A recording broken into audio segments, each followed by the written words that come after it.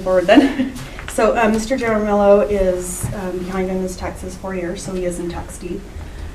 He has a previous agreement with commissioners from years ago, stating that he has to pay $100 a month. He has never missed a payment. He is, right at the beginning of the month, he's here paying his payment.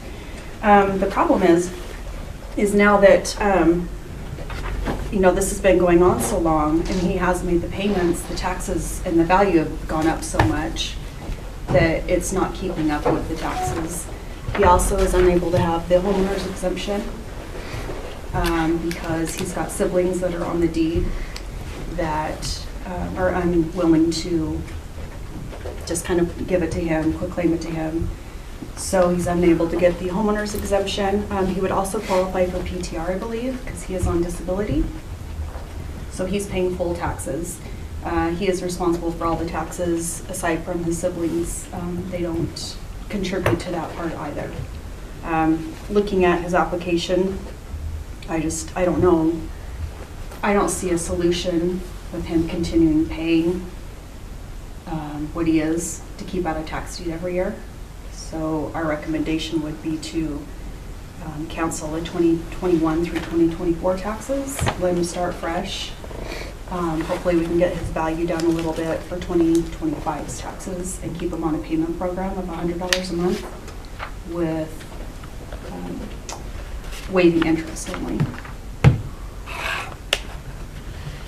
Okay. So that's where the treasurer's office is on it. Okay, Anita, you want to talk about the value of the home? Yes, I do. So I sent one of our residential appraisers out, and she was able to look at the condition of the home from the outside and determine that we did bring it down, not very much, a little bit. And then when I talked to Misty, and we found out that through them and that he's got some water issues with his water being shut off. So I had her bring that down a little more. So it did bring it down around 20,000. However, if he's got water damage from burst pipes, if we could get in your home and look at it, or if you could get us, he could get us pictures of his home to see what the interior's like, there's a big possibility we could bring it down even more to help him. I mean, because we don't get into the homes, so we can't see the condition. All we can see is outside. And if there is some damage inside, that would help us reduce that value. And he probably would no doubt qualify for PTR too, but he can't be on that either because it's still in his mother's name.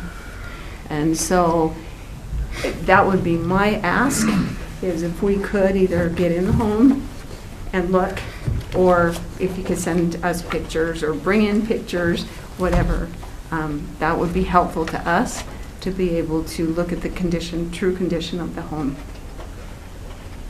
You gonna send somebody down to look at it, or? I can, if you would allow them to come in. I'll have her call you and make an appointment with you. And then Because the roof leaks too. Pardon? The roof leaks too. I'm sorry. The roof leaks. The roof leaks. The roof leaks. Oh, yes, we need to get in there. We definitely need to get in there. So I'll have her contact you. I'll get your phone number from the treasurer's office, and we'll give you a call. Okay. And set an appointment and get that done. Okay? Sounds good. Thank you. Okay. I have mixed feelings on this because it has been brought before, it's been on tax deed, or, we've made agreements in the past, and yeah, they're keeping up with it, but they're not, because they're not paying off any taxes. And the other part is, if your siblings won't sign over, then maybe this motivation, losing the house, would motivate them to have some actions. I don't. With them, they're not willing to budge. So, I mean, I don't know if you were to talk to them or not, but. Well, Yeah. and they're part owners of the house, so they should be in here right now talking about the tax deed. I mean, I'd send an invitation to them to come and have a conversation with us also, so that they know the consequences of their actions. wish you would do that, because they won't listen to me. Well, we've never used a subpoena yet. I know somebody that really wanted to do that. Ken, yeah. You know, and I really appreciate your recommendation. Unfortunately, there's some mechanisms that are not in play that we can't use. What we can do is I think I would agree that you've been so faithful making those payments, and with limited government, the resources are not there. I'm very sympathetic about that. The resources aren't there. You've been fair. I think there's a possibility that it has been overvalued, but we can't go back and fix that. Yeah. But we can fix that with the recommendation of, because of the hardship, removing the past debt off of that, with the hope that maybe with the assessor's office getting access to that and do whatever we can with your siblings, then we'll have to readdress that in the current tax structure and see where it comes from there. Okay. To me, I don't know whether because we can't use the homeowner's exemption because No. it doesn't No. qualify.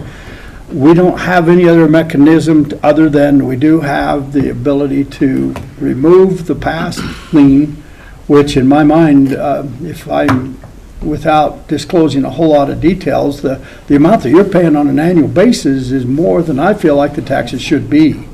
But we don't have any other mechanism to fix that.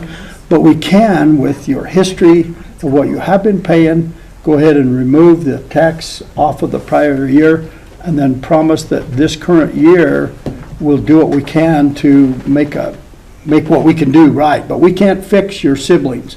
Yeah. Can I ask what happens if you pass away? What happens to that house? I have no idea. I think I would check in with that if I was you. I mean, is your siblings in line to inherit that house? Because they're going to No, hate us if they do. I was So- taking care of my mom, and then when she died, she left me the house. But when she died, the sisters come over and robbed the house. They sold the papers to the house and everything. 'Cause they got kind of upset at me because I took her out of that nursing home they put her in, because the first week she's in there, she fell out of bed and broke her foot. So I brought her home because I was tired of seeing her cry. It hurt my feelings so bad. Every time I went to visit her, she'd cry. She wanted to come home, and that's where she wanted to die, so that's why I brought her home. I took care of her. I cleaned her and I cooked for her. And the sisters, they didn't even come around. So you don't have any document that says what happens to that house if you pass away? Are they going to have to prove ownership? That's my question. That's what I would encourage you to somehow look for an avenue that helps you sort through the future Yeah. of what does happen to that house if you pass away. Not that you care what would happen, but I think your siblings need to be very much aware that there's not going to be anything for them either. So I don't know. Well, you know, I'm actually saving their inheritance by me paying the taxes, and they won't even help me. Well, I They don't agree. understand Are your that. siblings here in town? I got two sisters that live here, and one lives in Twin Falls, Okay. and the other one passed away. Which is another issue with that, but in my recommendation, that's my line of thinking of what we can do what we can do. We can accept the hardship request and remove those, and then promise the possible new assessment and valuation for current year. This never ever should have got this way. Well, See, every time I get that in the mail, my mother told me, give that to your sister and she'll take care of it. Well, she just kept throwing them away. She just told me, I would have took over and paid all these back taxes, you know, what I could, or keep up with them, but I was left in the dark. Well, the problem with that, it doesn't fix the problem going forward, because even at $100 a month, he's gonna be in tax deed in a couple of years, because he won't be able to pay everything off, even with a reduced tax bill, so. Hearings in May. In May? Okay, so we got a couple weeks. How long will it take you to get us a new valuation? We will be out there as soon as we can get an appointment with him, and we can do what we call a worksheet evaluation, and then we can tell you pretty much what it's gonna be, because we'll just, whatever we come in at, we can make sure that that gets on for the new year. Well, I would like to do a little bit of both. I would like to give Anita time to go do that, but I'd also like to subpoena the siblings to come in before then, so we can have an honest conversation about fixing this or not, because, again, I don't think waiving the past is gonna keep us out of tax deed in the future. I'm also going to have our plat room people, in fact, I just sent her a text, to look into that deed and see what that deed says, if it's a subject to life estate, so we can do some background research on that too, and see how that's set up. Because sometimes they'll set up the estate through a Well- deed, so I'm gonna see if we have any data on that. Well, should it have gone through probate? Not necessarily, they can let it But sit if that there. deed is only in her name and she's not in Right. existence anymore, That's yeah, right. so, I don't know. But we're gonna do some research Okay. and see if there's anything else hanging out there that we're not aware of. Yeah, I just don't think cutting that off solves the problem going forward. Well, like I said, I'd really like to try to get the siblings in here so that they understand. I mean, I appreciate all that you've done, but there's also, we're forgiving everybody's responsibility on the place, not just yours. I mean, the siblings, when did your mother pass away? About 7 years ago. So, all this is under you though. Yeah, no. So, I mean, so it isn't under his mother. So this is under you and your siblings that, I think Well, it's I've time been paying to. $1,200 a year, and that didn't get me anywhere. You know what I mean? Just- Yeah, Well, I that's what don't I'm even know if it's saying. paying the interest or not. well, and Unless you can that's- get the homeowners on, even changing it a little bit like you're talking about isn't gonna really help in the big picture unless we can get the homeowners. That would make a And- huge difference. And again, that depends on what condition it's in. I mean, just looking and making a change for just the water made a significant difference. If we can even get in and see more damage, we go down even further. Well, I would say we set another meeting for 3 weeks, give you time to do that, send a notice to the siblings to come and see what we can do about getting the homeowners exemption one, because that would solve a lot of the problems going forward. Can I just add one more thing? Please. So for tax deed, right now, I'm ordering all the litigation guarantees. Those have to be all done by Tuesday, and then everything gets sent out for certified mailing. That's gonna add probably another $300 on right then, just for that. So, So I'm trying to avoid that cost for him as well. So I'm not sure what you wanna do for that part of it. still doesn't change my mind. I still think that this is a family deal, that they need to have some ownership in this. Ken? You know, and I appreciate that. I guess I'm, with the amount of money that he has put forth, I mean, in all fairness, he has paid his dues. I'm not here to add any more woes on to what he's already got. But if there's another solution of waiting 2 weeks, but here again, we're incurring costs, which we can waive those costs as easy in a month as now. I have no problem seeing if the siblings have got some other answers, but I'm sure sympathetic with what, $1,200 a year, that's a heavy tax burden for somebody on limited income. As you have stated in your application, with only your government issued. So I'm leaning, I guess, the other way, appreciating that side, but Well, that's why there's three of us. yeah, my side is, I'm gonna, if I gotta look somebody in the face, I'd rather be on the fair and the lenient side rather than the hardcore Prince John routine, but, Well, I believe that too. I am.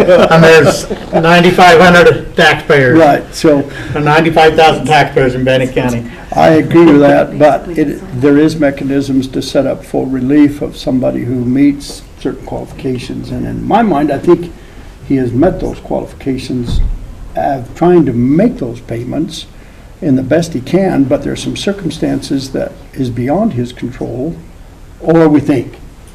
Do we do tax deed once a year or twice a year? Once a year. Once a year. So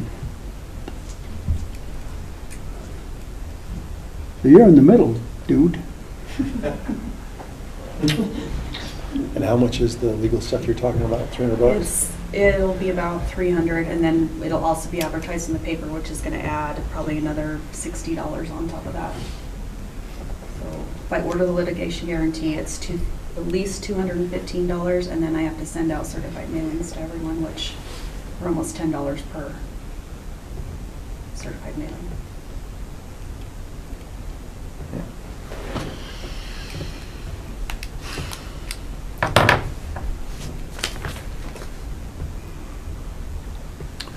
If we do 1 year, that keeps him out of tax deed and gives us time to fix this other Give some stuff. time.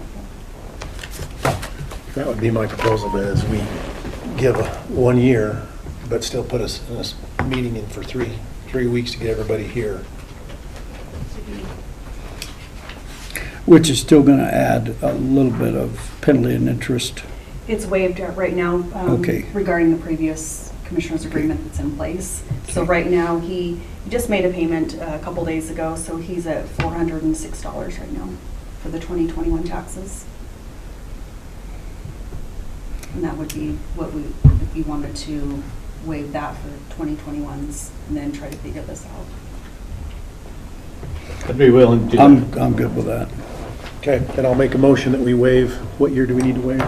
2021? 2021 taxes with penalties and interest, and set a meeting for 3 weeks with the assessor and get a legal notice or whatever to get the siblings over here so we can get this resolved. Any further discussion? All in favor, say aye. Aye. Okay, thank you. Thank you. Dylan? Thank you. Thank you. Appreciate it.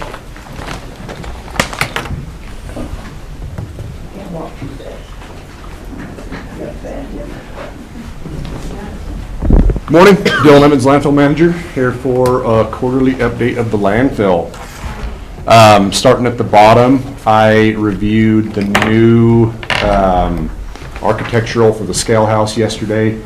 They get pretty fancy, and we had to dial them back a little bit, but I think that we're moving a little bit more Bannock County speed with this new one. Shouldn't be long. We should have the septic stuff updated, and I should be able to come before you guys and kind of get a direction once I have enough information to see, yay, we like this, or no, let's revisit it. But it's going along pretty well right now, and hopefully we'll get some bids out once you guys are okay with it. What else?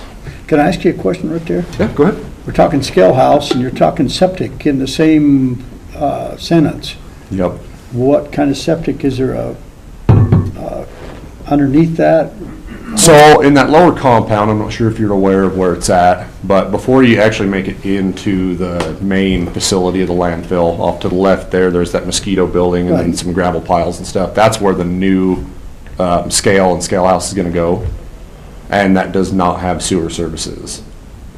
So that was a little bit of a back and forth that I had with the engineer, that technically the entirety of the septic system has to be engineered for the number of people that are staffed in the area. But luckily, we were able to work with the health department a little bit and get that kind of scaled back to, you know, the 3 people in the scale house, and then, you know, 2 or 3 people that may inhabit that mosquito and weed building down there, which helped us reduce the size of the septic field a lot. So, You know, the current scale house, they're using an outhouse, Okay. yeah, yeah. which, I'm sorry. Which was kind of the motivating factor of getting going on this kind of scale house project. It was like, man, this is really kind of unfortunate for the people that work here, that they've got to go out in minus 20-degree weather and use the outhouse. So kind of unfortunate for them, but they've been brave and toughed it out this long. It's definitely time to get them a heated abode for sure.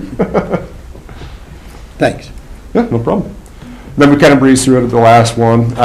Dan helped us get our new freon remediation building up and going, and it's been awesome. It's so much better concrete floor versus a sketchy trailer house. So that's been wonderful. I definitely appreciate him helping us out on that, and you guys approving it and everything. Like I said, it's been a good thing. And then last time you guys approved the new fuel air mixture valve for the generator, and that came with a couple little hiccups, but now it's running better than it's run in a long, long time. when they're running efficiently like that, some of the cylinders don't communicate the right way with the computer. So it took us a few days to burn some carbon off of it, but she's up and humming better than it's ever been. So that's been a really cool thing. And then last time you guys approved the budget for the D7 certified rebuild, waiting on a turbo. As soon as that thing lands, we should be able to get us some dyno, and we should be a couple weeks out on paint, and we'll have a brand new dozer running like a top, hopefully. That'll be awesome. I talked to Commissioner Moser yesterday. We go a few days and the floor gets really nice, and then we go a few days of rain and snow, and then we go back to mud season a little bit, but we've been able to hold our own pretty well. Haven't had to pull any trucks out. Customers have been happy, and it's been kind of a unique year for sure. Been an interesting weather scenario for us, but we're making the best of it, and things have been pretty good, so. Good. So the other day I sat with the people from Western States at breakfast, and they was talking about our compactors, the bigger compactors, how's that going? What's going on there? It absolutely is a game changer for us. That is money well spent, far and away, from the airspace savings, and just the product that you get out of it, slope stability, everything. It's especially when we're in our high tonnage months. So right now, I'm leaving that thing kind of just set by for backup, and we're using our smaller compactor for training and our lower tonnage days. That smaller compactor can keep up on our, our less. If we're, 300 to 400 to 500 tons a day, we can keep up with that smaller compactor, and it's a little bit easier to train in. So when we start getting back into our 1,000, 1,200 ton months, that bigger machine, fewer passes to get better compaction rating. So we're actually saving a little bit of fuel by not having to hit it, 5 or 6 times different directions, break things up. So that has been excellent. I don't know that I would want to just yet. I think we're getting to that point where we might need to bridge that gap, but I think this one will be up of February of next year, that smaller compactor. And I think what I'm going to do is request another small compactor just for the ease of training, ease of use, lower tonnage rates, stuff like that. I think we're not all the way to 2 big ones yet. They told me that the engine in that bigger one is so much better than the other one. And I don't know how, you're pretty familiar with equipment, but the smaller one does not have planetary gears. So the new one does have planetary gears, which allows you to have almost a low, which doubles your torque output. So when you're climbing a hill or smashing nasty things or whatever, it can really drop you down into a lower gear almost. That allows you to really walk across telephone poles or up steep slopes and things like that. And it's a all the way different machine for sure. Yeah, they just told me that the engine was so much better than that bigger one, that it was well worth their money to. And there's a lot of mechanical comforts to it as well. It's not just a nice cab, but like the belly pans are hydraulic. So if a mechanic needs to come up and work on it, rather than undoing that last bolt and getting out of the way and letting it fall, they can undo that last bolt and get to your switch and just put the belly pans down. So it's a lot safer and easier for the people working on it, things like that too. So. Thank you. Yeah, no problem. How's remediation going? It's going really well. That would be another one that I'm getting ready to sit before you guys. With our interesting federal government tactics right now, it's kind of made us a little bit nervous to put money into grant funding, just because we don't want to go 18 months down the road and then realize that it got yanked out from underneath our feet. So I requested that we kind of pull back on that a little bit and look at maybe turning our focus to our pilot study information that is actually shown to be really good, and it'll actually be, as far as money spent, obviously if you invest $100,000 and get $1 million from the federal government, that's awesome, but if we do that and that money just sits and sits and sits and doesn't do anything, then it's not really helping us at all. So they're going to redirect their thoughts back to the pilot study program. We're going to meet and do a quarterly meeting with DEQ once they've approved the pilot study program, and we'll look at utilizing existing wells to add amendment under the ground. I hate to speak too much to it without Tam's in here, but that's kind of what we're thinking is, instead of going the grant funding direction, maybe we'd focus more on the pilot study direction and see if we can increase the impact of our in situ approach. Okay. And then what are you projecting tonnages this year? You've been increasing your tonnages every year, the last few years, haven't you? Yeah, it's been a little bit hard to say that we've been increasing. I think, you know, if you look directly off of like City of Chubbuck, Pocatello, Blackfoot, those have been trending up. I'd have to look at the numbers again. But the overall average is kind of a hard one to look at because you might have a major project like a Pine Ridge Mall going on, or, you know, just with the economy the way that it is and interest rates, I'd be interested to see this summer if we have the same contractor turnout. I mean, there was weeks and weeks in a row last year where it seemed like everybody was buying 2 and 3 dump trailers just so they could make more trips up there. It's just crazy. So again, it's kind of hard to see that side of things, but as far as the city and the you know, Blackfoot and things like that, they are trending up a certain percentage. I'm not sure off the top of my head exactly though. Okay, and then I had you look at what it would take to replace some property taxes with dump fees, and what'd you come up with for the tonnages? It was a little scary. It was about $13 a ton that would have to replace the property tax value increase. What property tax dollar did you use? The 50, what did you use? Because we just used total. Total 1.85. That was what I ran off of for the change. So, and that may not be completely accurate, but I felt like that was kind of the safer side of things rather than come up short on our funding, so.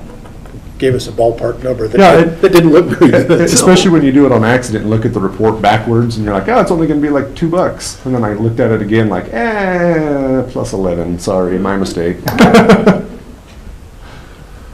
Ken, you got anything?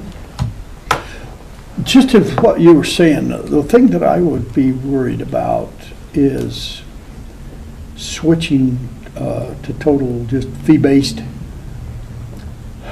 I always worry in South County and maybe everywhere else that they'll say, fine.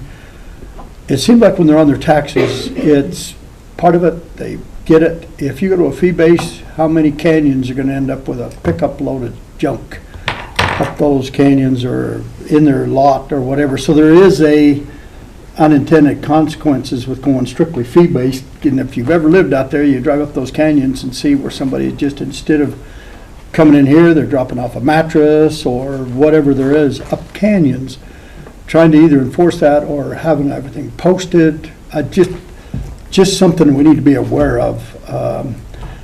When they do pay a fee-based, at least everybody is, the whole county is benefiting from that landfill. Right. So I would just like to see us make sure we at least look at that particular number. Though it may not be an all or nothing. It might be a hybrid or whatever it is, because the people who are using it should pay for that. Right.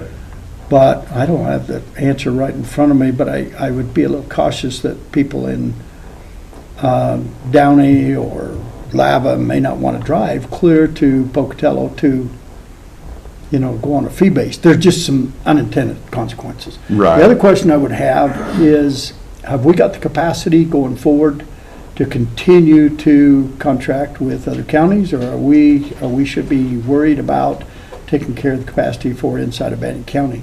That's just something I'd like to see. I think that's a very nuanced question, right? I think that there is going to be a life that is going to come to an end at the Fort Hall Canyon landfill. It won't be in my lifetime. And having said that, at some point in time, somebody is going to have to deal with that problem. But with the negotiated fees of the out-of-county things, it's hard because they pay a prorated charge. So, $37 a ton versus $45 a ton takes up the same amount of airspace, but this is worth almost $10 more. So it helps us be able to pay for expansion, pay for equipment, pay for those types of things. But again, that's totally up to you guys on what the direction you want to take the county. In my opinion, I think that it's beneficial for both sides to do it, but if that's something that you guys want to look at doing differently, we absolutely can. Just thought, it isn't a new question. It's been going around for a long time to protect Bannock County's resources versus outsourcing. That's always the issue, but just, I'd like to keep that in mind, at least as in your evaluation. Yeah, no, absolutely. Yeah, are we charging enough for that opportunity for someone else to use our Bannock County space? It's just something I'd like to see, keep in mind. And that should be coming up. It runs through fiscal '26. Okay. So then we would have that discussion and say, is this the right amount of money? Are you guys doing what is needing to be done to make it right with us, to be right with you? I don't know that. We'd have to dive into that when we get to that point, for sure. And we reviewed all that a couple of years back. Kyle come to us when he was Yeah. director up there and says, hey, they're actually paying less than county employees, our county is. Well, and we dealt with that a few years ago as well too, and we ended up having to raise it for that same thing. It's not fair to Bannock County taxpayers to subsidize somebody else. Exactly. But there again, there's a whole string of questions that go with that. But anyway, just keep that in mind. Thank you. Absolutely. Thank you for what you do. And then how's all your equipment holding up? Fortunately, we've got mostly new stuff.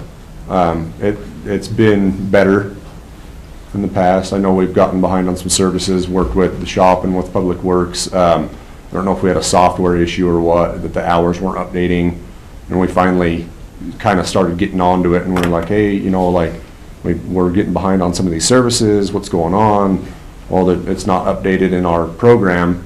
So I went and sat down with the shop manager and said, look, do we need to go back to like old school? Do we want to put some stickers in the window and say, alert at this many hours, and have the operators alert me so I can get in contact to schedule some services? Is this something that we want to do? They were going to look into it on the software end, but until then, we've just been kind of manually tracking what we need to do in order to keep up on things. I do know that we're going to lose one of our fabricators, which is going to be a pretty heavy blow. And we use them quite a bit, and that'll be services that I'm sure are going to have to end up being outsourced, at least for a portion of time. That's going to be not cheap. I mean, we have scrapers that get realigned almost yearly. We've got buckets that get liners put in them. We get all kinds of welding and fabrication processes done currently through what we were doing with Road and Bridge, but losing that integral portion of that shop function is going to be a little bit difficult to overcome, I think, for a while. What percentage of your repairs go through CAT versus the shop? I'd have to put a pencil to it, but that's one of the fortunate things about doing what we've done with our warranties. When we set up our lease structures, the lease structure falls under that 5 years, 7,000 hour structure that we're running right now. And fortunately, some of our other things that might not have been warranty work, we might have a CAT mechanic there at the time, and we're kind of able to use them, like, hey, would you run over there and just see if that's going to be warranty work? I'd go look at it and say, it's not going to be warranty work, but I'll order your parts for you, and that way, when you do get availability from the shop, you can have the parts sitting right there for you, which has been pretty nice. And then other, like, minor breakdown things, changing a hydraulic line, changing cutting edges, some things like that. I've been able to teach my guys. I did that a lot from my mining background, and then we do have a guy that was a previous certified diesel mechanic that I do trust to do that type of work. We've been able to kind of do some of our own minor mechanic work to kind of piece things together until we were able to get, help from the shop or help from Caterpillar, things like that. Ended up needing to send one of our dozers to Idaho Falls. It's a John Deere. We didn't have the proper computer stuff to check it out, so we ended up having to transport it to them to see if they can figure out what's wrong with it. Okay, cool. Kyle, on the software, are you replacing Dossier with OpenGov? Yeah, And what's your time frame for that?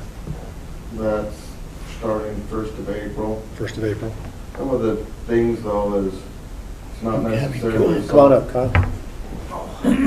I just knew you were doing that transition, and Yeah, and we are seeing some with the software, but that's where, like I came to the commission on, we have to the only way we know when there's a service and stuff is through fuel. Because that's what updates the hours for the shop. If we're not getting the correct fuel stuff, we don't know what's ready for service. Then also, if we call them and say that this needs to come for service, and they're saying that they still need to use it, that's gonna make it late for its service. I was just curious about the software and the transition, because I knew you were working on that, I just wasn't sure what the time frame was. But yeah, that should be 1st of October, or 1st of April, we will do Okay, a complete switch. thank you. Any other questions? No, I'm good. Anything else? Okay, thanks, Dylan. Awesome, thank you, guys. Scott?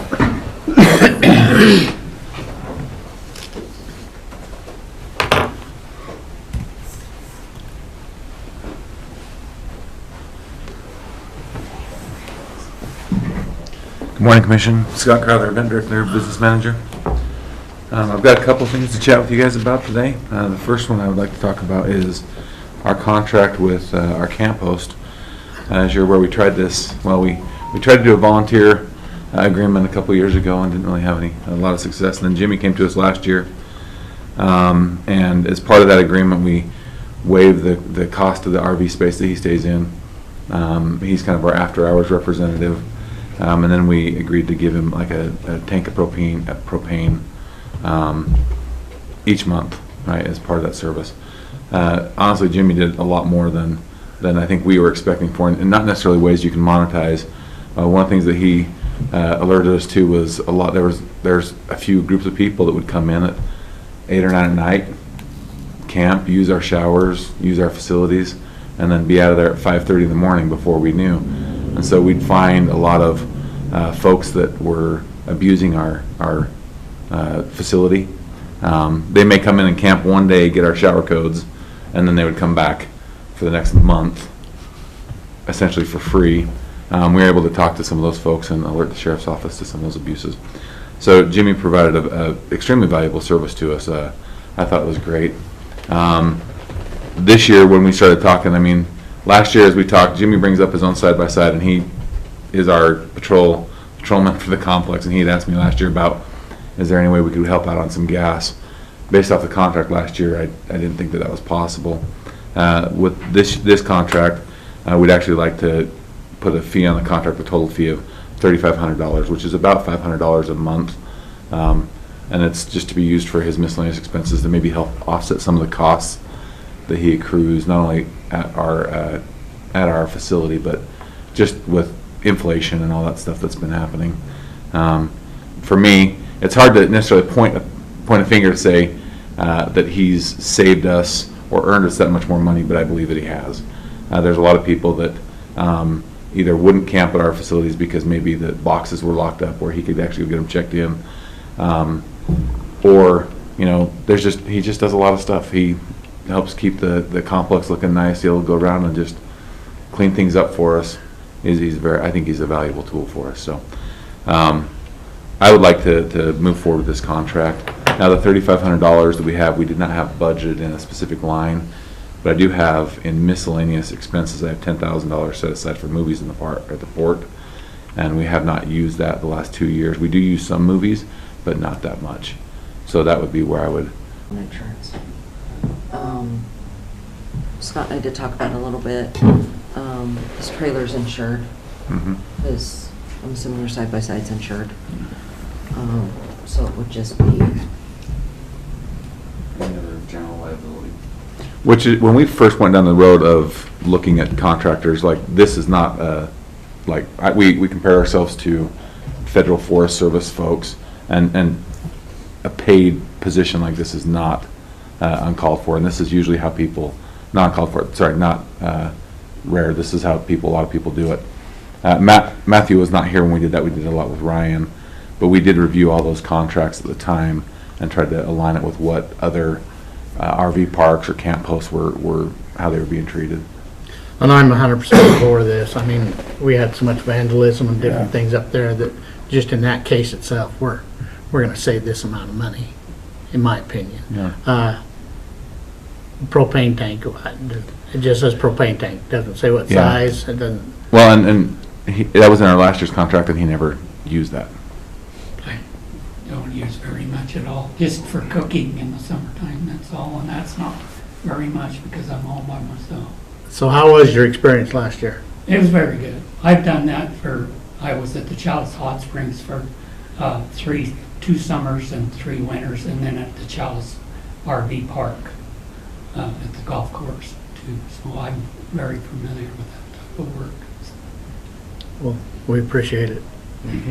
I'm good with it, and you did a great job at Chalice, because I've been up there, and it, I think the revenue will offset itself, because I know there's people sliding in and out of there that if no one's there.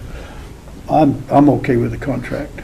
Yeah. Again, the propane tank, we're not talking a big propane tank or little, I don't think it's a big deal for us, so. I think the only thing I would ask is that you just provide us proof of insurance. Oh, okay. Other than that, I don't have any issues, so I would entertain a motion. I will make that motion that we go ahead and sign the agreement with our camp host. We have a motion, any further discussion? All in favor, say aye. Aye. Come back. Thanks. Welcome back. Appreciate you. you. Okay. Thank you for coming back.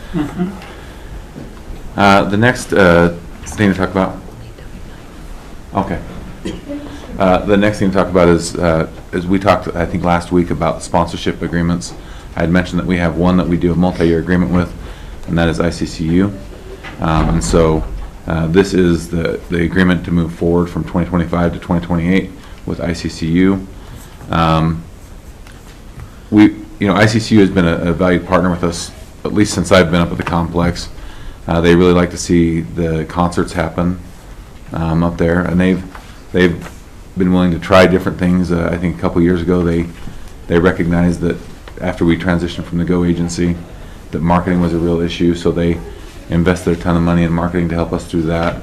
Now that we feel like we've got a good partnership on the marketing side of things, they've gone back to just a cash sponsorship offer, which is, I think, is a very generous offer for us, and so I would like to continue to move forward with this 3-year agreement with ICCU. Thoughts? I read through the agreement, I like it. Commissioner Moser? I'm good. Okay, then I would go ahead and move that we approve the contract with ICCU for the partnership. Any further discussion? All in favor, say aye. Aye. And on that one, they sent me over a DocuSign for that contract. And if we can either deliver them the hard copy, which I don't think that'll be a big issue, or if they want the DocuSign, maybe, Jeff could get permission to come up and just DocuSign it from my computer or something. So I will amend that motion to allow for DocuSign electronic signature if necessary. How's that? Does that work? Is that okay, Nancy? So I'll have to vote on that. All in favor of that, say aye. Aye. Not like they're out of town. And then I think the last thing we have is a contract for the tractor rental. So this is the same company that we've used for the last several years. They're out of Tremont in Utah. They bring us a tractor that we use to supplement our the other tractor that we own. They usually bring us a pretty beefy tractor. We've had good luck with these guys as far as services and everything they do. Last weekend we had an issue where our tractor that we own started throwing some codes and went into a limp mode, and we had to scramble to try to find a way to resolve that. We had an event that weekend. These guys brought us up a tractor to drop off for us to use, even though we didn't have this agreement signed. But during that process, I called around to see if we had, what our options are, and from 2 local companies, the rental cost for 1 month was 3 times the amount that we're paying for this contract for the same exact tractor. So I think in my dreams I thought, well, I need to renegotiate or take a look at that contract. And then when I got the bid for 1 month, and it was 3 times the amount, I thought, man, these guys are pretty awesome. So, yeah. Okay, any questions? No. Then, I'll make a motion. Go ahead and sign the agreement with Butters Tractors. Rental. Okay, we have a motion. All in favor, say aye. Aye. Okay, Thank you very much. Charity.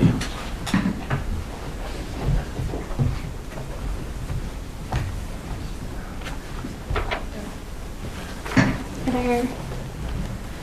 Charity Stagg, Southeast Idaho Council of Governments, here to present the completed applications for the IDL Western State Fire Managers Grants for the Big Onion and Lava Ranches Phase 3 projects. They are due tomorrow, and if you approve today, it should be noted that there are a couple more edits that didn't make it into your packets. They're very minor, all suggestions by Nancy, comma here, comma there. I want to make sure you're aware of that. Any concerns?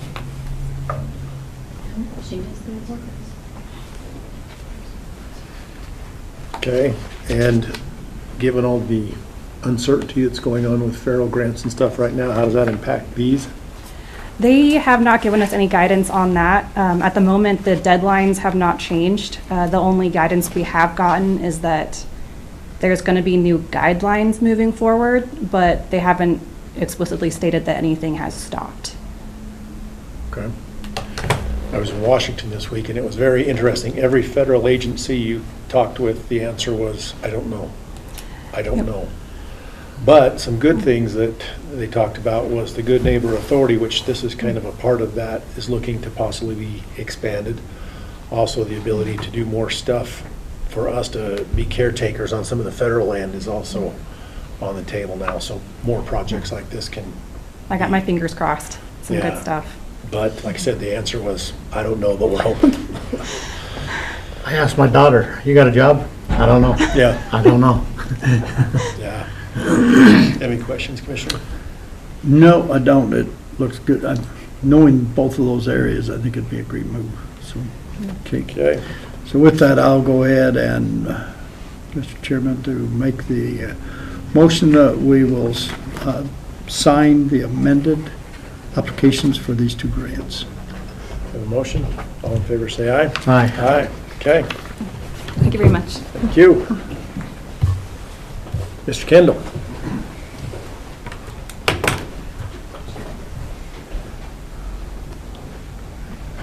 Unless you're bringing us good news. That's what I was I don't going know to if I want to say. talk to you. Yeah. He's always got good news. Oh, yeah. Good morning, Dan Kendall, Facilities Director, with some good news. Way to lead with that.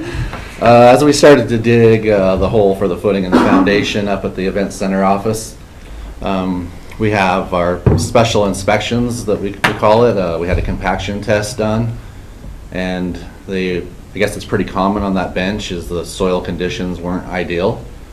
So we did a full geo report where we dig down 10 feet and then they take soil samples and come up with a plan of how we can make this building last forever. And so what they came up with is if we over excavate down an extra foot, hopefully, and fill that with gravel and compact it, should be good to go. We don't have to increase the footing size or the rebar schedule. That will stay the same.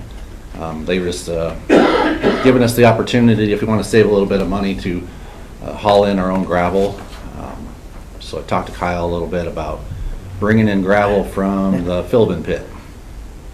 If we have to go down a foot, it's going to be like 80 tons. If it's a little bit farther, it'll be a little bit more gravel. But we did send that engineer out to the Philbin pit to pick out what material he thought would be best.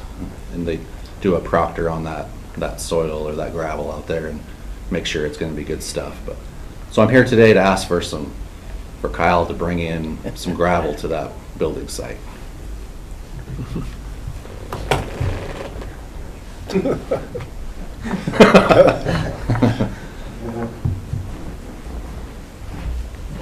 Kyle Brumster, Public Works Director.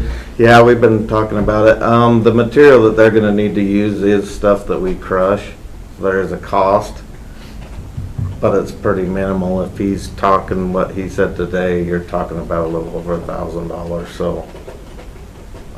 Just to give you a heads up that there is, on some of the stuff, we're just using pit run, but if we're gonna be using some of these other materials, there is a cost to them. The cost is minimal, it's just the crushing part takes our guys quite a bit of time out of our schedules to make these products, but But it's already crushed and you have it stockpiled out there right now. yes. So you don't have to start the crusher up yet. No. Just wanted you to aware of that. That's So- minimal cost. I mean, if we have somebody else start hauling stuff in, No. we're So gonna pay you both. is there money in the intended funds for this that we don't have to come up with some additional money, or do we have any extra room in that bid or in that cost to cover the $1,000? If we had to, it might be, I'm not sure how you could invoice it, that it wouldn't look like we were trying to, I don't know. The invoicing part might look a little odd if we're paying ourselves for it. there's potentially some money, but we're still so early in this project. We've had overages already, that we're dipping into that 10% contingency. Okay. $1,000 isn't that much, so if we needed to. Other than if there's money pigeonholed for those things, let's use the fund that it's intended for rather than go outside, but. We did budget 10% contingency, but again, Probably won't we need it. Like this, already this have is some a overages. small enough amount. If we get to projects that are taking more, then it's hard because we do have that kind of earmarked for our projects. But this is a pretty small amount. Okay. It's de minimis, right? De minimis. One day of hauling, a couple loads. All right, For me. any other questions? No. All right, then I'd move that we go ahead and authorize the gravel as requested. All in favor, say aye. Aye. Okay, Thank you. thanks, guys. Kyle, might as well stay up here, you and Buddy, and then, since you're gonna be a short one, I'm just gonna try to save you a trip, Kyle.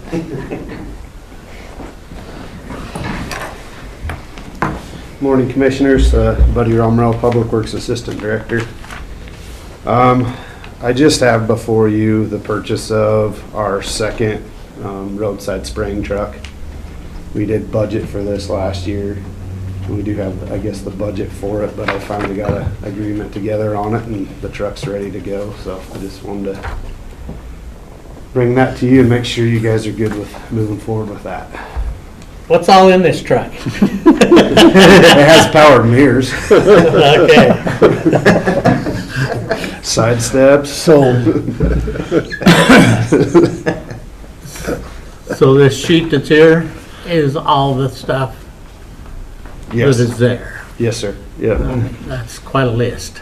So this truck is a little more equipped than the one we purchased last year for weed. This is just gonna be a little simpler process for it because they have it readily available. And because of that, they marked a little bit off for us, obviously, because we've been doing business with them with all the other vehicles, so. And this, like I say, it's budgeted for and it's on the list of vehicles that need to be replaced. Yes, and then in that budget line, there will be a few other costs that'll come out of that for some of the parts and stuff for putting like spray nozzles and pumps and the other things like that that we may replace, so. Okay, any other questions? no. I'd make a motion that we Awful go lot ahead of and money for a approve pickup. It's crazy. the purchase of this vehicle. Have a motion, all in favor, say aye. Aye. Okay, Thank you. Shanda is not present at the moment. She went out, then she was back. I don't know. Did you? When was the last time you spent that much on a pickup? I don't. Yeah, me neither. Saw the sticker on that. Oh, There she you was go. in snacking on the popcorn. Yeah.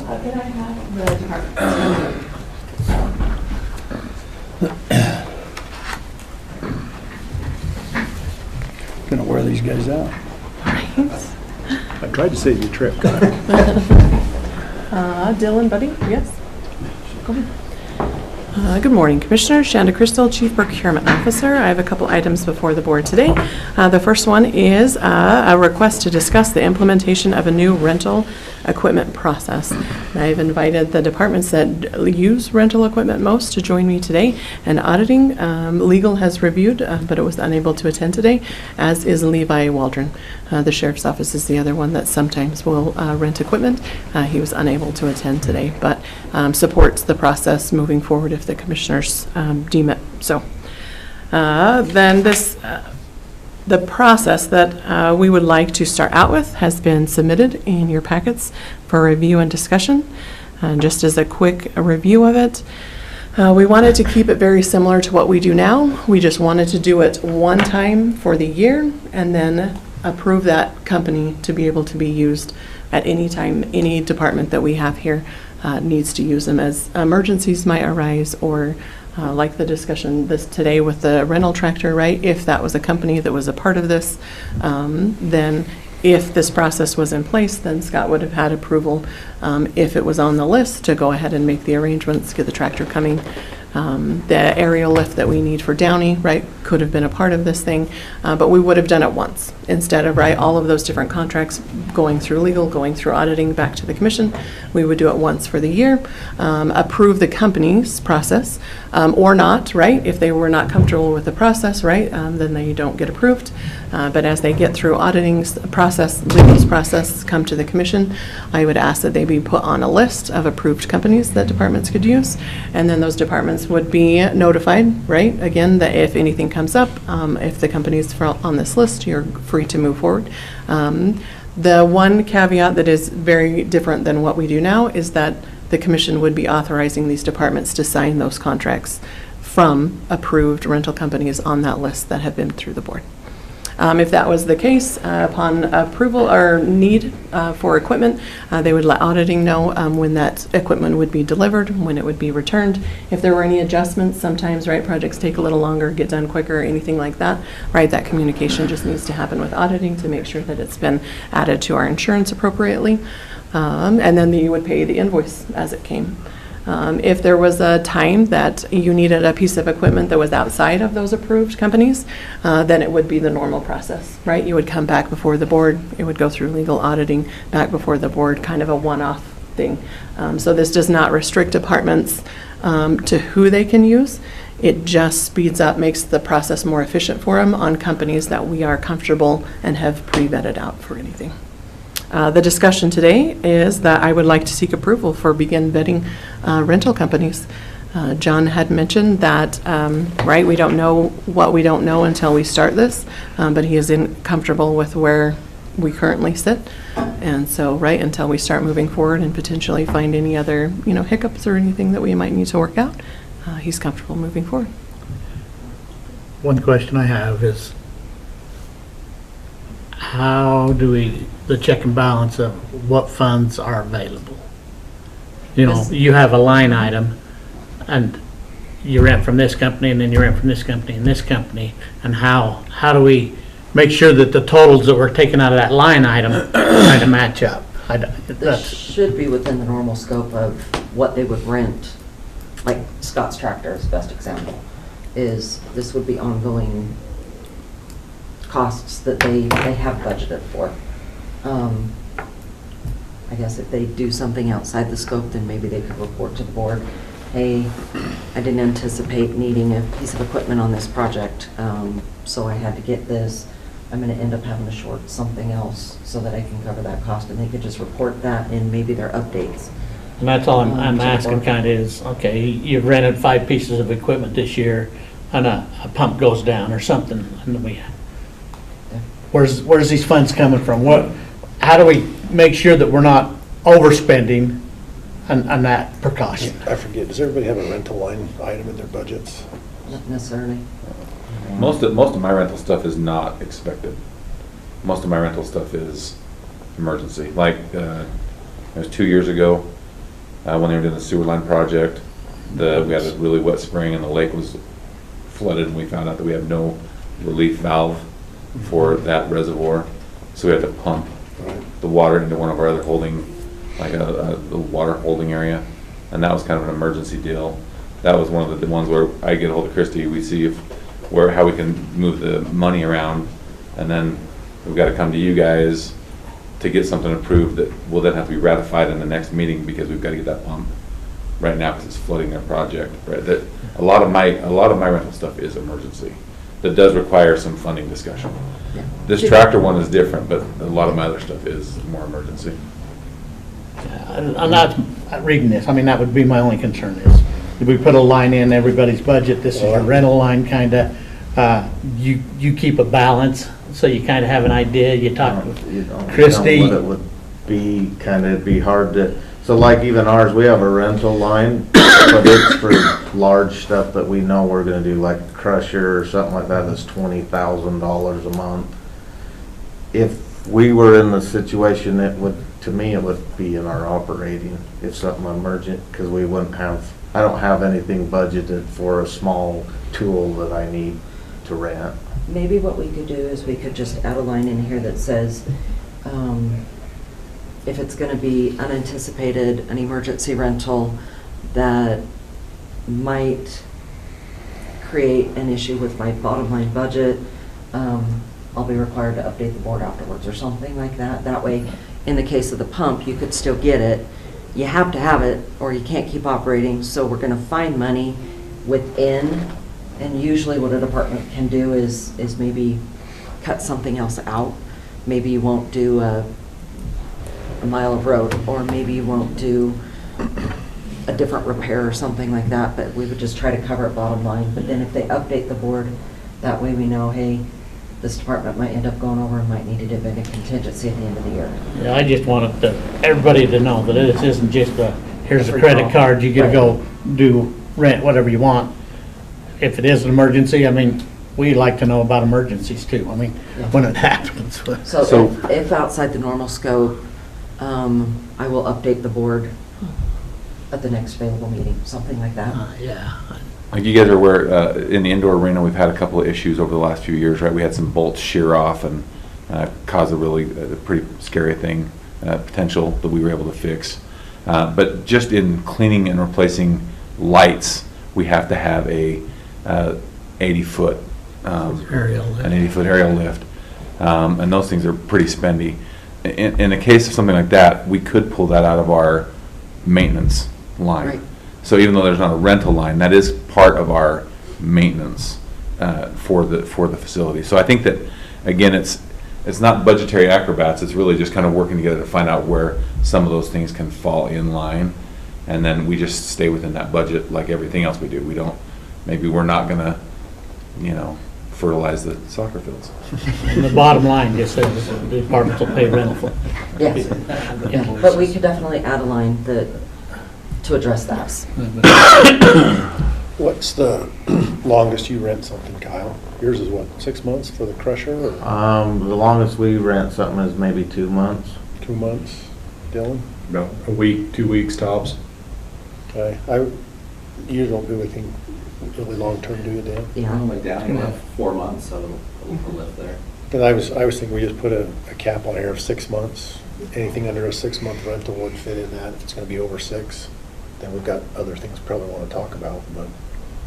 Because most of these will be smaller things, like a week rental and stuff like that, where, like, if we're renting a crusher, we come before you anyway, because that's a larger thing, if we're spending $40,000.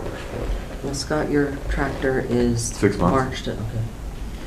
So, that'd be my only thing, is cap it at 6 months, and if it's gonna be longer than that, then we can come up and have a conversation.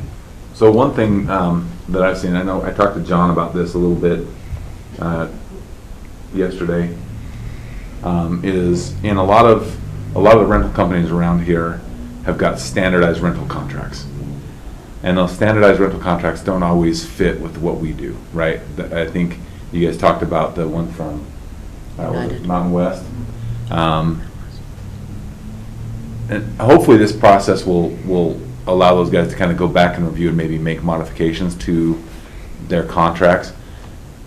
My thought is that a lot of the companies that we need to use rentals for, whether it's CAT or Mountain West, which I don't love to use Mountain West a ton, but some of the companies that we use rental agreements for, they're all going to have some type of indemnification language in there, and so I think we may be bumping our heads in that process. So I don't know there's necessarily a good way around that. I think that's going to be something that we're going to bump into with this and any rental agreements that we move forward on, because I don't think they're going to pull them. Correct. And my point on that is there's two factors. One, if you're renting from a legit company, their equipment's going to be legit. Mm-hmm. And that's a key to me. And then the other part is the responsibility that you all have when you put an employee on that, or if a contractor's on that there's got to be something written that or a checkbox that they've been trained and have an understanding. To me, that opens us up to a big problem if we don't make sure our people are trained when they get on a piece of equipment. And we have that with, we don't certify folks, right? We have forklifts that we'll use and scissor lifts that we'll use for the concerts. And we have contractors that use those pieces of equipment.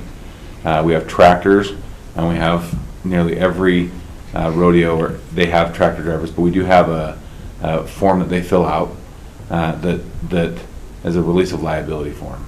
And so we collect those release of liability forms for any equipment that we have that people utilize. So I don't know if that would work. I agree with the training thing. My question on the training piece is only, how far do we go? You know, do I send my guys to become forklift certified so then they can give a basic? I don't know how far we want to go on that, because we'll do it. To me, all you gotta do, go ahead. I like this idea, but I've got to admit, like, risk management really hasn't been looped in. So I understand why it needs to go through auditing, but could we be copied on these contracts or whatever? Because to tell you the truth, honestly, from a risk perspective, I mean, a release of liability, if a contractor's using it's great, but it'd be better for me to collect a certificate of their insurance if a contractor's going to use it. So typically we will have event insurance, and you will have a copy of that. Remember, we talked about throwing that in the rec desk, so you have a copy of the event insurance. But then there won't be insurance that's carried by the person that's running the tractor. They'll give us a release of liability. So you have those two forms for that. And therein lies the exposure for signing indemnification agreements that indemnify the rental company, and then the contractor's using that, but they don't have insurance. Do you see what I'm saying? There's kind of could be potential exposures there that might come back onto the county. Sure. And maybe we need to prepare for that, but if I understand, because I've heard some of John's concerns with the indemnification language, maybe we need to take that to ICRIMP and say, okay, this is the hard spot we're in, how do we best ensure this? And then I would just say again, we don't have to be part of the approval process. I can still be more auditing, but us copied in on each of these rentals is important in case there are claims or tort claims that come about. Then it's going to be me and Josh's job to try to sort it out. So a lot of if you could processes. just copy risk management in there somewhere, that would be great. Well, I would, if the board's okay, I would like more than copying. I would add them to legal auditing, and then risk management would approve and review the company prior to it coming before the board to be approved, if that's okay. For an approved vendor. Yes. Yeah, yes, that's for fine. approved equipment. And then what I can do is when I add the piece of equipment to insurance, I can notify HR so that you have the dates. When we have the piece of equipment, I can add that piece in. And the equipment used. Yeah. And which Yeah. department, I mean, all that sort of Which, stuff. Because when I send that to the insurance, I let the insurance company know what department and add it to insurance. So if I CC you on that, you'll have that same information. And then when I take it off insurance, you'll have that same information. And we're adding rental equipment to insurance, Yes. to our insurance policy? Yeah, because if it gets damaged, or say if we pick it up and try and take it to our site, and falls off the truck, we have to pay for it. So, it's minimal costs, but we've just always added it to make sure it's covered. Okay.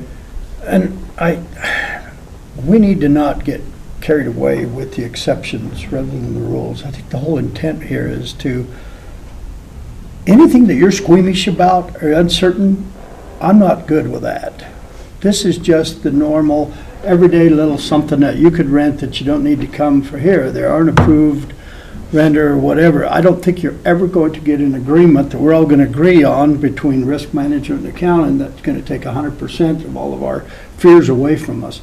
But I think my understanding of this, the intent is under the normal operations, under your repairs and maintenance line item, which you cannot, that's why you have a repairs and maintenance, if it fits underneath that. But if we have to get into risk management, I'm uncomfortable with having a blanket approval for everyone else. So if you're squeamish about it, or if something doesn't sound good, you don't have to sign these agreements. Come to the county for it. I don't want to overreach this contract that the discussion we've had in the last 5 minutes. Well, but what about this? What about that? If we're getting to the but cause, we better talk about it with legal here or whatever. I think that's what I would approve, is just the normal repairs and maintenance of normal operations, and you have a line item already for it. You're not going to put rental in there as a line item, but it could be part of your repairs and maintenance. But beyond that, with Matt, with Christie and everything else, if we have some uncertainty there, I'm not comfortable approving you guys have that authority and put the burden on you. That should come before a series of people that collectively will solve that. Does that make sense to you, any of you guys? But I just think we're trying to do something that wasn't intended that to be. We need these small, within the scope of your operations, not in case we have to talk about liability or what. If you're squeamish about the liability of that or the certifications, don't sign it. Most of that should be taken care of during the Yeah. renting out process. Is Right. one of the main concerns, Matt, is it others operating the rental? Is that kind of the main? Yeah, I mean, I'm all for the study process so that you can have stuff available in emergency, but I'm just saying, can you give me just a hot minute to work through it with ICRIM, just especially on subcontractors, and see what they recommend versus what our coverage is, And if we've got a contractor that's like Headwater, they provide us with proof of insurance. Right, So that would exactly. take care of that side. It's the It same would- thing with any of the rodeo events. Whoever's bringing on the rodeo event, they cover the event and the insurance. And this kind of, and not to get crazy, but like we've been using the same release of liability waiver. I don't even, it could be 20 years old, right? We've done this process for so many years. I mean, it is good to have a review of it with, maybe fresh legal eyes or fresh eyes. We've also set a precedence with a lot of these folks we've been doing business with for so many years that,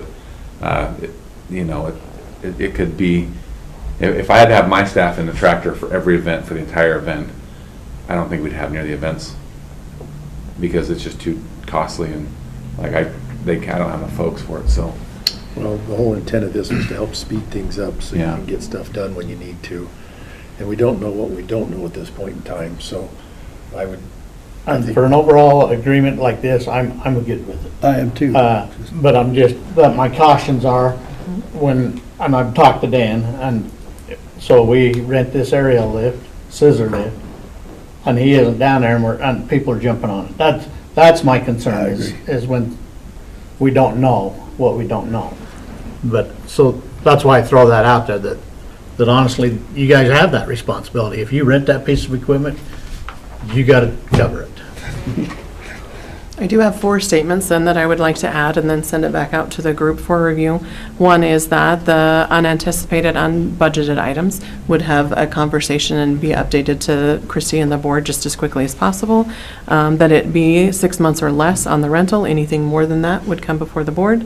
That risk management would also be, as the comptroller, risk management and legal would review before it came to the board. And a statement about any concerns about it, about the project or the rental be brought before the board. You made the word comfortable. You used that earlier. If you're not comfortable with it, no, neither are we. So if you're squeamish, if you're uncomfortable with it, however you want to word that, if there's any of that in there, don't sign it. Protect yourselves a little bit. If you're not ready to stake your job on it, don't. Collectively, we'll probably make a better decision than we will individually. And Just- Matthew, will that give you some time to get a copy of this? It's Give not it just back. ICRIM too, now that I think about it, it's state insurance fund, because release of liability or not, if a subcontractor gets injured on a piece of equipment and they're not insured, that could become our work comp claim. So, and that's kind of baked into Idaho statutes, But I work think- comp might look at your release of liability and say, okay, that's nice and not legal and enforceable, and you guys get to pay this work comp claim. So get the copy of the release liability, have John look at it, have Matthew look at it, verify it's up to date, what it needs to be. Sure. And then we can have that covered. We'll start getting you copies of the contractors that have proof of insurance. We have those in our office. For every contractor that works on site, we have proof of insurance. We can get you access to those if you need those, because they're in Tyler. And then that should hopefully cover everything. I'm pretty sure like our contract with Voltstar, right? They carry workman's comp on all their employees. They provide their own insurance. So like they're just one of our contractors that we use. So we'll make sure that you're comfortable with those. Okay, move forward. I'll make those adjustments then, get it back out to the group, and we'll start at least I asked the group for some proposal companies to start with, and we'll at least start stepping down this road and seeing what we can get taken care of. Cool. All right. Thank you. Done. Thanks. Dan, sorry, can you stay for my Just second wait a one? minute, I saw one thing that's going to handle every circumstance.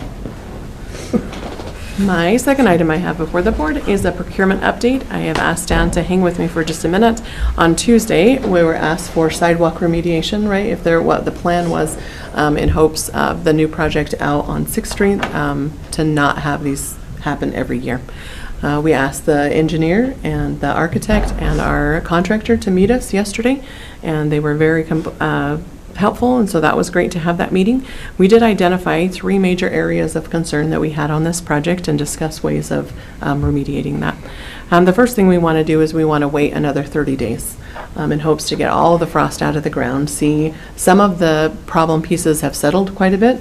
We want to see if any more settling will occur, so we want to give Mother Nature just a little more time before we officially start moving forward and replacing stuff. So that's the first thing, is we want to give it another 30 days to make sure that what the right course of action is going to be. One of the 3 major areas that we found is, you'll notice the pad that's coming out of the courthouse has been cracked. We're going to remove that cement from the sidewalk down to the drain. We're going to add rebar and then re-pour, and then we're going to add additional expansion joints. Hopefully those are quite large pieces of cement. We're kind of guessing that's how and why that crack originated to begin with, and then adding a few more of those expansion joints we're hoping we're going to, along with the rebar, to mitigate those in future years moving forward. I didn't see any cement out there at all. Saw a lot of concrete. Oh, I knew there was 2, okay.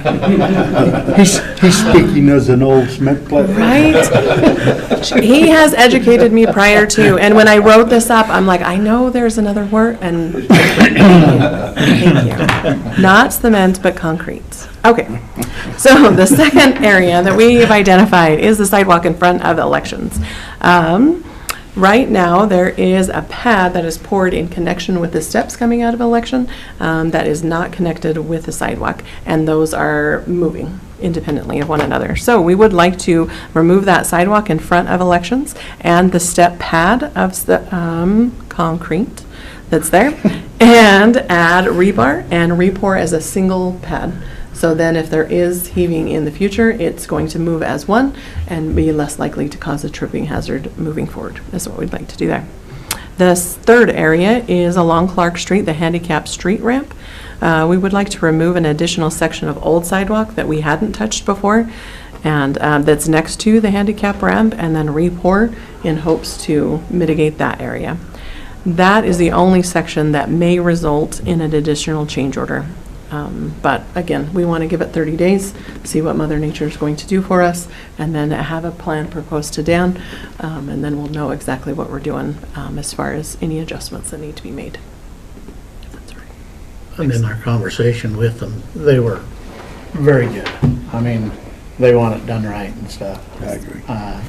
And since we're waiting for the metal detector anyway, there's no reason to open part of it up, shut it back down in another couple weeks and dig it back all back out and then open it back and close it. Until we get the metal detector, we're not opening that entrance up, so. Have you ever seen where they use fiber? Yeah. It's amazing what that does to prevent cracking. I don't know whether the rebar does, but it's amazing when they put fiber, and I'm not even sure what it is. But on a garage floor or whatever, you put that fiber in there and boy, it eliminates a lot of cracking. That'd be a good idea for that ramp. That might be a great idea. I don't know what difference cost that is, but it may be cheaper than rebar in some ways, but that, I don't even sure what the fiber is, but I've seen it used. Yeah, I don't know what it's made out of. Maybe Ernie knows more about I think it is fiberglass, just shredded fiberglass. Yeah. Okay, but it's amazing what Yeah. it stops just the gravel and the sand from shifting with that fiber.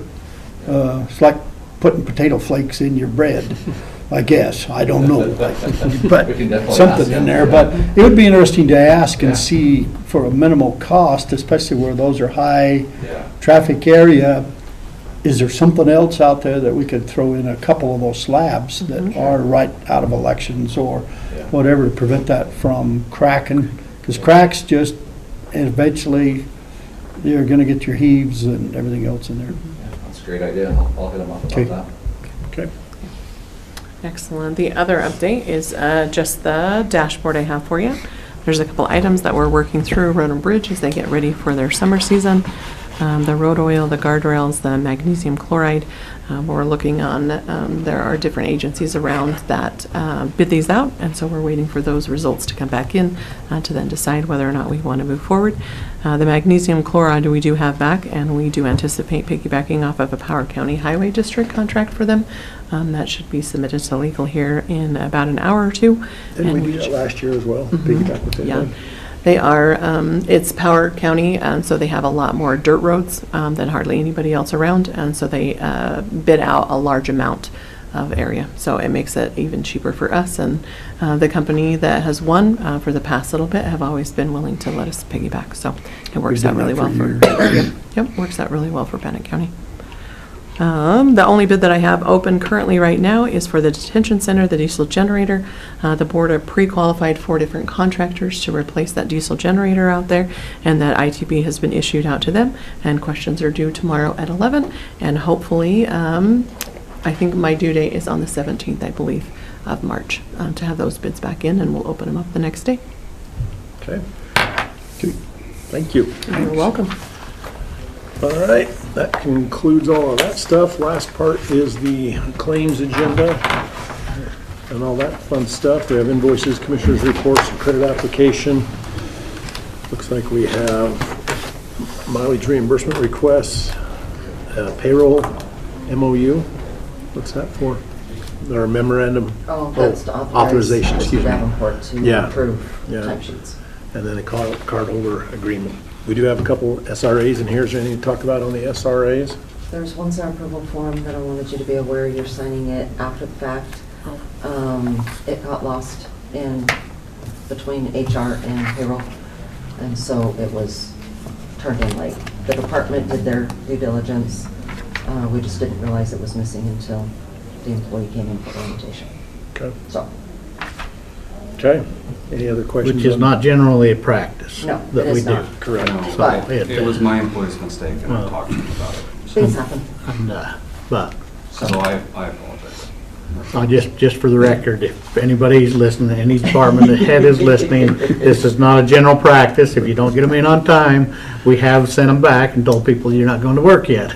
But we are, I'm good at moving this one forward And then there was one question on on our commissioner's Sheriff's report. Office, car washes. So that started at the beginning of FY '25. That's actually the third invoice that we have paid. The process that is in place, there Well, this is are, January. So Yeah. this is our first invoice. no, we've paid 2 more. It's fiscal year. They paid Oh. for, so in October, the Sheriff's Office went to 3 different vendors for car washes, asked what kind of program they could put together for them. The best price was Rubber Ducky.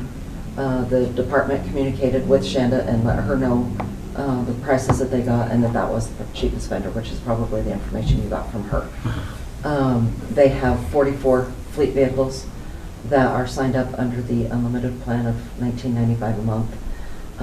Right now, the billing does not reflect that because when they have that program set up, they want you to pay by credit card. Teresa was resistant on that and said, no, you will not automatically charge a credit card $20 a month for all 44 vehicles. I want to see the invoice. So that is why the amount is a little bit different, is they don't have a process set up, so they kind of have a makeshift invoice, and it has not reflected the true amount, so we've actually been paying less. They gave us the last week of October for free. They paid for November, December, and then this one is January. Okay. So. But just as I was going through this yesterday, and that's the first time I'd noticed Rubber Ducky for just under $800 a month. And so they've got the sticker in the vehicle, only that vehicle qualifies. So there are other appropriate internal And you controls in know, place. I use that, 1995 is not that great of a bargain for a fleet. Because I paid 1995 for one vehicle. Wow. And you would think with a fleet of 44, some of them have fleet program. They do have the upgraded package, so. Because the upgrade package generally is like $30 a car. Yeah, And but we're for only what they paying- need to wash it every whatever, So we have the upgraded package and we're only paying $20. okay, but And it was I don't still, think they're getting much of a good deal at $20. I guess that's, Go talk to the sheriff. Well, I knew that we was talking about this for the county, yeah, and then all of a sudden I see this for the sheriff's but office. the sheriff's office. And then done that the for other years. thing that I wondered about is if They the have sheriff's tokens office or was signing the cards or- contract Great. without coming through us. so, and there is no contract. It's It's just a month-to-month deal. Prior, sheriff deputies were responsible for washing their own vehicle, and they paid for washing that vehicle. Okay.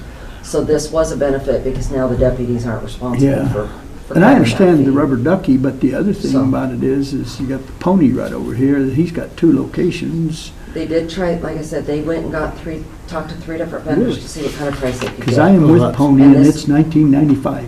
And This my was- wife has one on her For car. the, for I the have- low-end wash, the high-end Low- wash is 32. But is this a high-end one? Yes, it's a high-end Oh, wash. okay.